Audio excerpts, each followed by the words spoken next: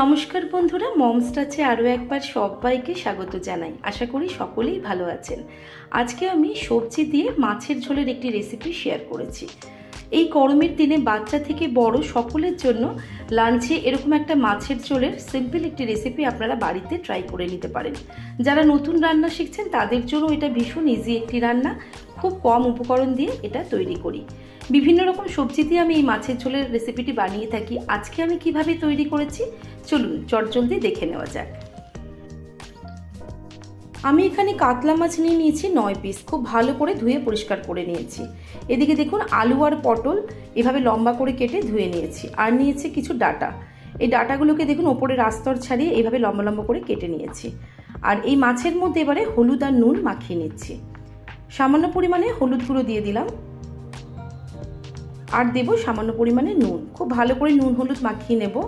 আপনারা এখানে যে কোনো মাছ দিয়ে রান্নাটা তৈরি করতে পারেন। আমার কাছে যেহেতু আছে কাতলা মাছ ছিল, আমি এটা কাতলা মাছ দিয়েই বানাচ্ছি। রুই মাছ দিয়েও বানাতে পারেন, বিভিন্ন রকম ছোট মাছ দিয়েও এই রান্নাটা তৈরি করতে পারেন। এইভাবে নুন হলুদ মাখিয়ে কিছুক্ষণের জন্য রেখে দেব। গ্যাসে অলরেডি আমি তেল গরম বসিয়ে দিয়েছিলাম কড়াইতে। তেলটা গরম হয়ে গেলে একটা একটা করে মাছের পিস আমি ছেড়ে দিলাম। তেলটা বেশ দেখুন খুব ভালো গরম করার পরে মাছগুলো ছাড়লাম। আর গ্যাসের ফ্লেমটা হাইতে রেখে মাছগুলো এইভাবে উল্টে পাল্টে ভেজে নেব। সব মাছগুলো একইভাবে ভেজে নেব। ভিডিওটা অনেক বড় হয়ে যাবে, তাই সব মাছগুলো ভাজা দেখাচ্ছি না। এই মাছগুলো কড়াই থেকে তুলে নিচ্ছি, বাদবাকি মাছগুলো একইভাবে আমি ভেজে নেব। এই রান্নার জন্য কড়াইটা একটু ছোট হয়ে যাবে, তাই এই তেলটা আমি বড় কড়াই ট্রান্সফার করে রান্নাটা দেখাচ্ছি। একটা দেখুন বড় কড়াইতে তেলটা আমি ট্রান্সফার করে দিয়েছি। ওই মাছ ভাজার তেলের মধ্যেই ছেড়ে দিলাম পটলগুলোকে। পটলগুলোকে হালকা একটু নাড়াচাড়া করে নিচ্ছি। খুব বেশি ভাজবো না পটলগুলো, একটু হালকা ব্রাউন কালারের হয়ে গেলে তেল থেকে পটলগুলোকে তুলে নেব। এখানে বলে রাখি আপনারা পটলের পরিবর্তে ঝিঙের ব্যবহারও করতে পারেন। সেক্ষেত্রে ঝিঙের খোসা ছাড়িয়ে এরকম লম্বা লম্বা করে ঝিঙেগুলোকে কেটে নেবেন। এই তেলে আমি 1 টেবিল স্পুন সর্ষের তেল আরও অ্যাড করে দিয়ে দিচ্ছি 1/2 টেবিল স্পুন সাদা জিরে, 1/2 টেবিল স্পুন কালো জিরে আর রাঁধুনি। খুব সামান্য একটু রাঁধুনি দিলাম। ফোড়নটা ভাজা হয়ে গেলে আলুগুলোকে ছেড়ে দিচ্ছি। আলুগুলো একটু হালকা ভেজে নিয়ে দিয়ে দেব ডাঁটাগুলোকে। মাছের ঝোলে ডাঁটা কিন্তু ভীষণ সুস্বাদু লাগে, অবশ্যই একবার ট্রাই করবেন। আলু আর ডাঁটাগুলো একটু হালকা ভেজে নিয়ে দিয়ে দেব মশলা। এখানে মশলার মধ্যে ব্যবহার করেছি আদা বাটা, তার সাথে 2টো কাঁচা লঙ্কা নিয়েছি। এখানে 1 টেবিল স্পুন আদা বাটা নিয়েছি, সাথে 2টো কাঁচা লঙ্কা বেটে নিয়েছি। আর দিচ্ছি 1.5 টেবিল স্পুন জিরে বাটা। এই মশলার বাটিতেই সামান্য একটু জল দিয়ে সেই মশলাটাও দিয়ে দিচ্ছি।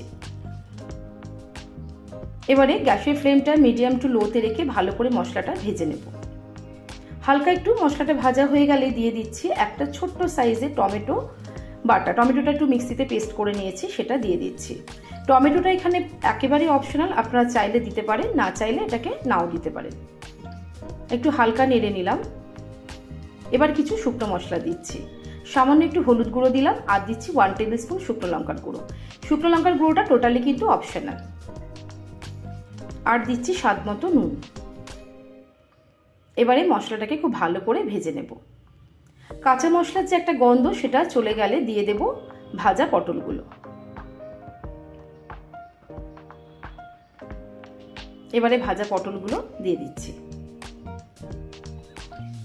মশলাটা প্রায় ভাজা হয়ে গেছে, খুব বেশি আর পটলগুলোকে ভাজার প্রয়োজন নেই। একটু হালকা নাড়াচাড়া করে এবার আমি জল দিয়ে দেব। মশলা কিন্তু যত ভালো ভাজা হবে রান্নার কিন্তু স্বাদ তত ভালো হয়। এবারে জল দিয়ে দিচ্ছি। এখানে জলের পরিমাণটা আপনারা মাছের পরিমাণ অনুযায়ী কিন্তু দেবেন। আমি এখানে যেহেতু 9 পিস মাছ নিয়েছি তাই একটু ঝোলের পরিমাণটা বেশি হবে, তাই জল একটু বেশি দিলাম। গ্যাসের ফ্লেমটা এখন হাইতে করে আমি একটু ফুটতে দেব। ঢাকা দিয়ে 5 মিনিটের মতো ফুটিয়ে নেব। আলু আর ডাঁটাগুলো প্রায় সেদ্ধ হয়ে এসেছে। এই সময় আমি মাছ ভাজাগুলোকে ছেড়ে দিচ্ছি।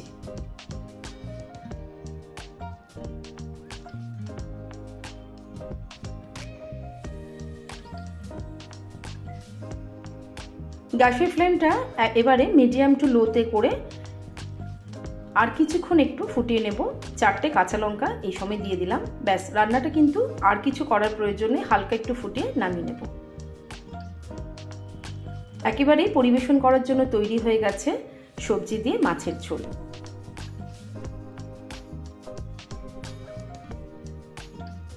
গরম ভাতের সাথে পরিবেশন করে দিয়েছি আজকে সবজি দিয়ে মাছের ঝোল। অসাধারণ লাগে, অবশ্যই বাড়িতে একদিন ট্রাই করবেন। পুরনো বন্ধুদের অসংখ্য ধন্যবাদ আমার সাথে থাকার জন্য। নতুন বন্ধুদের কাছে অনুরোধ রইল, যদি আমার রান্নাগুলি ভালো লেগে থাকে অবশ্যই চ্যানেলটিকে সাবস্ক্রাইব করে পাশে থাকবেন।